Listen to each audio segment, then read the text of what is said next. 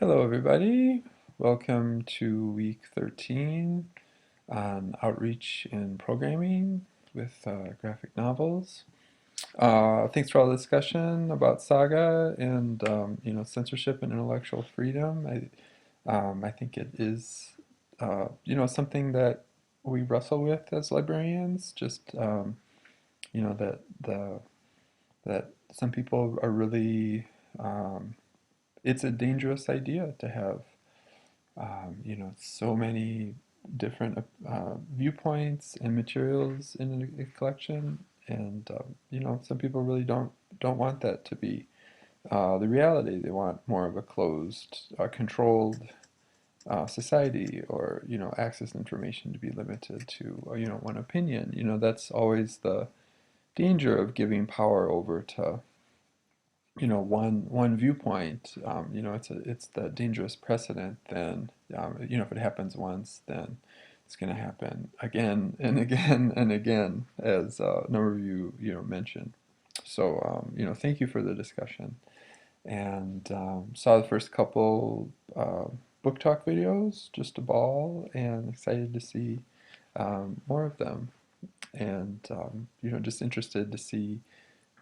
Yeah, we're getting close. If there's other topics that you would like me to address, I was thinking maybe the last week, the or sort of when your finals due, I could I'll kind of summarize some of the class, and but if there's specific things that you'd like more information on, or you'd like me to discuss, feel free, or please, send me an email or other suggestions.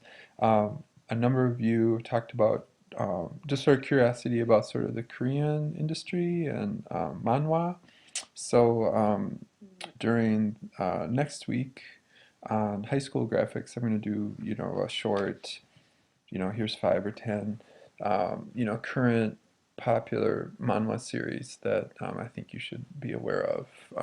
Korean culture has definitely become, just in 2 3 years, there's been a real renaissance of interest in Korean popular culture. So it's something I want to talk about briefly next week.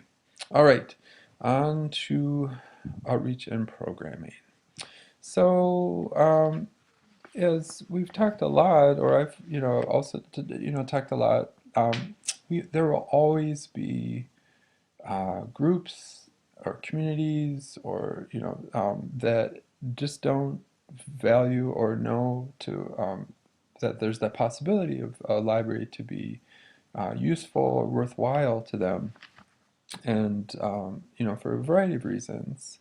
Some completely justified, and some just because there isn't that history with what a library can do. And so um, we're always looking for who are underserved populations, and often underserved populations dovetail into marginalized communities, or groups or individuals that don't feel institutions are looking out for them, or something that they can that they would find use, or for whatever reason, for recreational reading, or entertainment, or educational. So it's something that we always need to be kind of looking outside of our physical boundaries.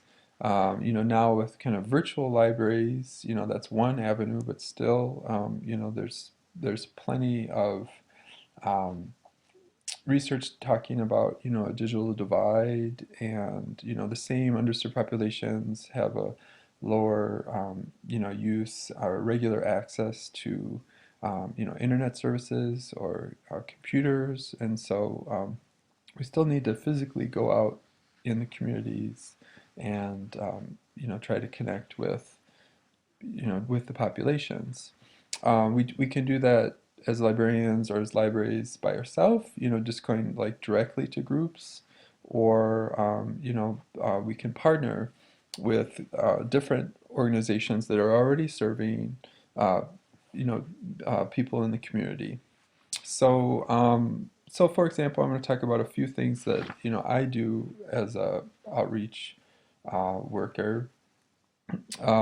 We go regularly to particularly like kind of alternative school programs, students that aren't don't have success in mainstream classrooms. Either they've been kicked out or they have um, drug and alcohol problems, or very new immigrants, and so their language acquisition or being able to be in school, they just need more support. So I go to it's called Phoenix Recovery. It's a recovery high school, and do book talking every month, and do different technology programs. So and always bring graphic novels, just for what we've talked about. There's such a um, for students who don't equate that reading could be fun or it could be pleasurable, or they've struggled with like being forced to read novels that don't feel relate to their life, or low reading abilities. Graphic novels are just the greatest thing since since sliced bread, since anything. There's I always have regular students that that's their favorite part of the book talk. Talking about new series, and particularly if they get invested in like a superhero, or some of the other type of graphic novels or manga. Um, there's that hunger for um, just something great to read, and being able to bring it to school, and um, we try to set it up where the school is kind of responsible for the library materials, and so the students, um, we never want to turn them off the library by saying, oh, we're going to check that out to you, and oh, you lost it once, and you've kind of lost them forever in some ways. If they owe you money, that's sort of like that's another something that's not going to go very far. There's enough struggles with needing being in debt, or you just don't want the library to have that feeling of it's you get one chance and then it's away. We do have a read off your fine program where youth, I think under 18, every 15 minutes they read anything, they get $1 off their fines and fees. And that's been a way to sort of, bring back the youth who have, run into issues with fines and fees. Ideally, it would be, for all ages. I think adults also like second chances. Um, you know, I've argued for we want to, it's not, we just want the materials back. We don't want to penalize people. We do feel it is for all ages, but some administrators feel it's, um, they haven't gone for the all ages yet. But right now, once a month you can read off your fines in our system. I go to the boys' prison, and again, besides, maybe I've mentioned, I never knew how exciting cookbooks were to a group of guys, but finding some really, interesting cookbooks. I've book talked more cookbooks over the past years than I ever thought, humanly possible.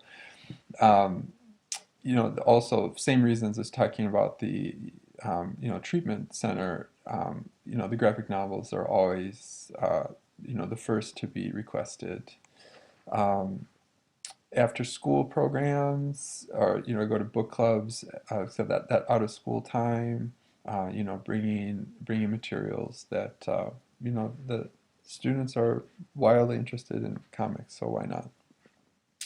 Um, Another possibility, comic events. We have a number of large, uh, comic book, like a state fair size auditorium or coliseum, full of comic creators, and And there's also Free Comic Book Day.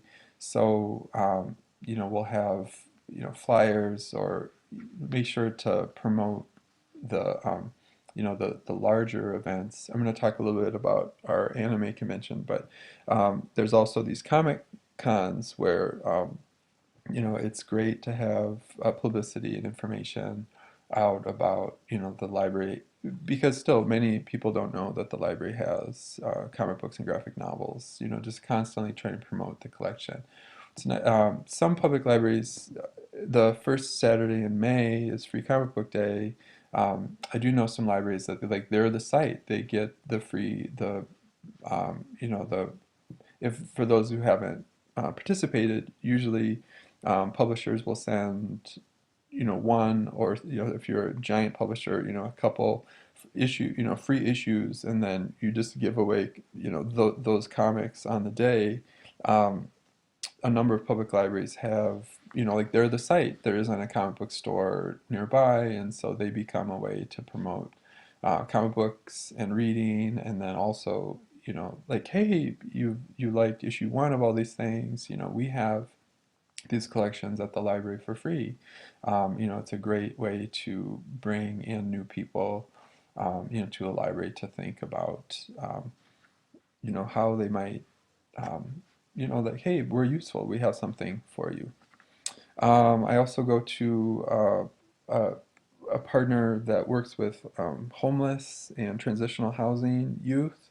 And so, also bring materials, bring comic books and graphic novels, but they're um, doing kind of what I had you guys do, making your own comics, teaching online comic creation, and telling their own stories.